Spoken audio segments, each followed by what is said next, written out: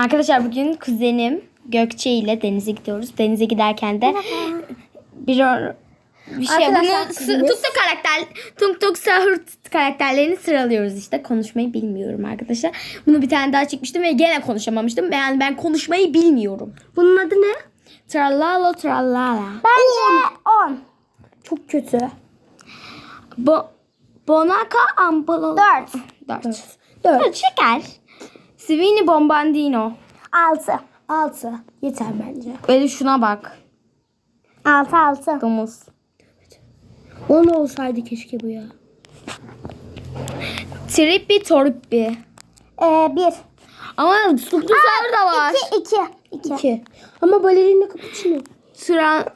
Numara 3. Arkadaşlar Cappuccino Assassino. 5. Ama 2 doldurmayalım dedim. Tuk Sahur. 1. Ayak ballerina Cappuccino çıkmazsa? Balerina cappuccino çıkar ya.